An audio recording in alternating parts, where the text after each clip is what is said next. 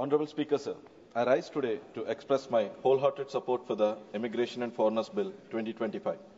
This bill replaces four outdated laws: the Passport Entry into India Act of 1920, the Registration of Foreigners Act of 1939, the Foreigners Act of 1946, and the Immigrations Carriers Liability Act of 2000. By consolidating and updating these laws, the bill brings India's immigration policy in line with contemporary global realities. Honorable Speaker, under the visionary leadership of our Honorable Prime Minister Shri Narendra Modi ji, India's global standing has risen to a remarkable heights. India has emerged as a beacon of cultural richness, spiritual wisdom, and economic opportunity, attracting people from across the world. This bill, introduced by our Honorable Home Minister Shri Amit Shah ji, seeks to strengthen the nation's ability to manage this growing influx by ensuring that every foreigner visitor processes valid travel documents. Honorable Speaker, to understand this global appeal of India, one can look at the recently concluded Mahakumbh Mela, the largest human gathering on the planet. Millions of people, including thousands of foreign devotees, scholars, and spiritual seekers, converged it as a sacred confluence. They came from countries like Sweden, Australia, USA, Canada, and the UK, drawn by the timeless greatness of Sanatana Dharma. Our party leader and Deputy Chief Minister, Pawan Kalyan Garu, is an ardent follower of the Sanatana Dharma, which is increasingly being embraced by the people of diverse nationalities and faiths. However, it is not only spiritual tourism that is drawing people to India. India is also rapidly becoming a preferred destination for medical tourism, with the sectors currently valued at 7.69 billion, and it is projected to go by 16.21 billion by 2030. Recognizing this, Clause 10 of the bill mandates that hospitals, nursing homes, and other medical institutions furnish information about the foreign patients to the respective authorities.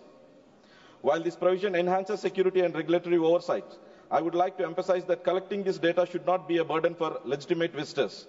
It is imperative that the process remains smooth, non-intrusive, and respectful for individual privacy.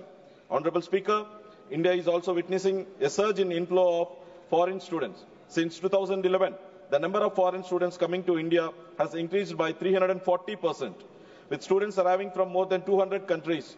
To address this, Clause 9 of the bill mandates that university and educational institute furnish information about the foreign students enrolled in their program. And I would like to stress that this process should be seamless, ensuring that India continues to remain a top destination for international education while maintaining security protocols. One of the most significant provisions of this bill is Clause 5, which established a statutory body, the Bureau of Immigration, BOI. The Bureau will streamline and provide a statutory framework for the immigration process.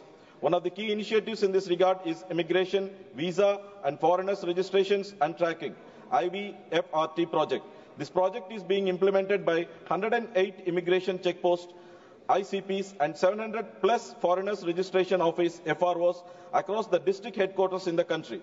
This bill will ensure that mission mode implementation of this initiative, India's immigration framework, more robust, efficient, and secure. Honorable Speaker, another critical aspect of this bill is Section 26, which grants head constables the power to arrest without a warrant.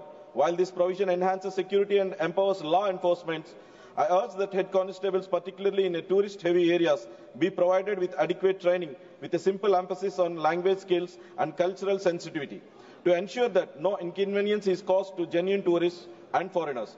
Honorable Speaker, the bill strikes a delicate balance between safeguarding a national interest and upholding India's cherished tradition of Atithi Devo Bhava. It strengthens our ability to manage the growing inflow of the foreign visitors while ensuring that India remains a welcoming and secure destination for all. I fully stand in support of this legislation. Jai Hind. Thank you.